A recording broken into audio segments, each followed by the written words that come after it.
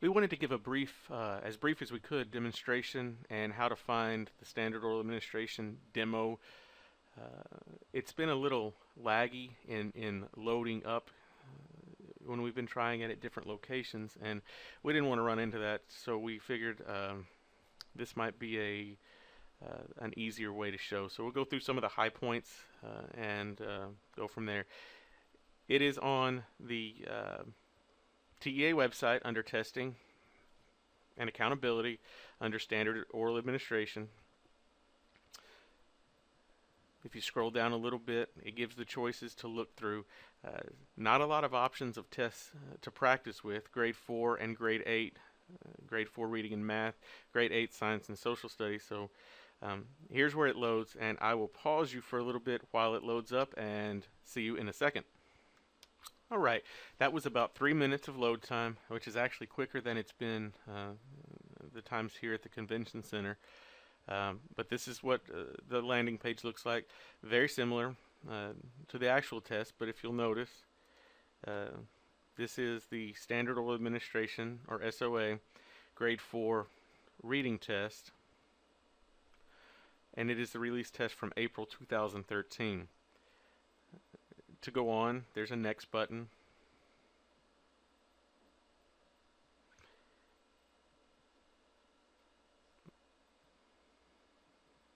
This is the accessibility panel where the text-to-speech starts with, which is kind of what we're after right now. You just click on it. You can move it around where you need to move it. You can place it where is in your eyesight the best.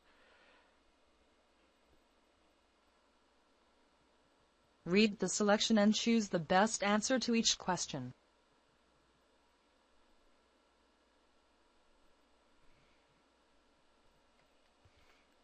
This is how you flip through the different pages of the passage for the reading test. And then to go on to the question.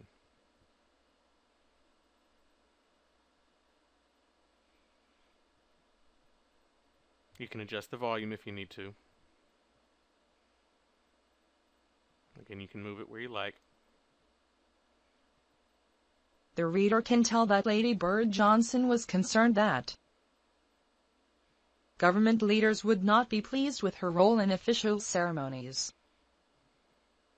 Highways would become more cluttered with items that would keep people from appreciating nature. People would not visit the National Wildflower Research Center. Laws would discourage travelers from viewing the natural beauty of the American West. Some of the tools, up at the top are some of your tools. This is the highlighter tool. This takes a little getting used to it. You can also erase highlighting. If you highlighted something you erroneously highlighted and didn't mean to, there's a pencil. So you can underline, cross out, circle, things like that. Again, it takes a little getting used to. There's a notepad to take some notes. You can move the notepad where you need to. Doesn't always get out of the way, but you can move it to where you think it's best. To go on to the next question, you just click next. Again, see your highlights and your underlines have stayed in the passage. They haven't gone anywhere, but you're on the next question. Which sentence shows that Lady Bird Johnson tried to inspire others to beautify the land? Lady Bird attended one such ceremony in 1964, when she spoke at the opening of the Flaming Gorge Dam in Utah. Lady Bird visited many areas of the American West. If you want, we can switch over to the math test. It's extremely similar, but there are some slight differences. So the math test is in the same spot. We'll just do the 4th grade math test. This is the math test. The accessibility panel is in the same spot. Again, you can move it to where you need to move it. We'll just let it play for a little bit and see how the sounds come out.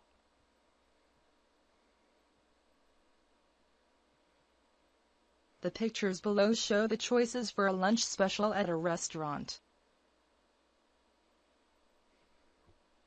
How many combinations of one sandwich, one side order, and one drink are possible for the lunch special at this restaurant? 10, 12, 36, 27. To go on to the next question, you just click next. The graph below shows the number of different kinds of t-shirts that were sold at the zoo last year. Some of the tools above on the top bar are the same. The highlighter is the same.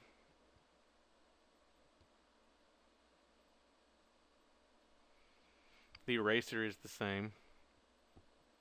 The pencil is the same. Some of the differences come with your markup tools. Again, I didn't select it properly. There is some adjustment. You have to select the capped line or the uncapped line. I was still stuck on the pencil. Takes a little getting used to. Once you make a line, you can move the line where you need to move it. So, that's a feature you don't have with a pencil, I guess. There are some advantages. There's a dot if you want to just mark certain items on a test. Again, if these aren't things you're using every day, it's not going to help. The notepad, again, you can move it to where you need to move it. I guess that's me being silly again. Neat little feature is the ruler. I do like this feature. You have a metric or a customary. You can put the ruler right on top of the test. On this question, it's probably not really applicable, but you get the picture. You can rotate it the way you want to rotate it in any which way. You can line it up pretty close to where you want to line it up. I did like that feature.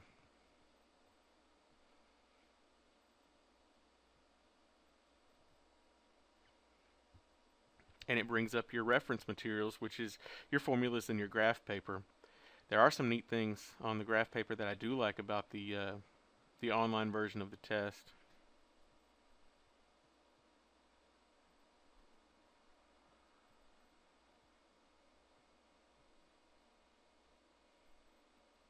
If I can click the right spot.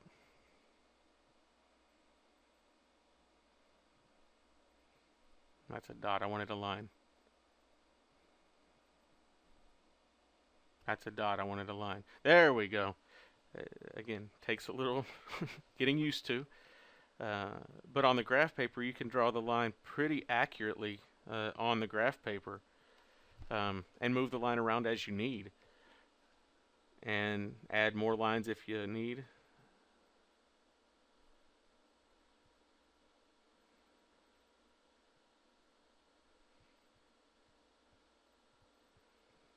Nice little game of connect the dots.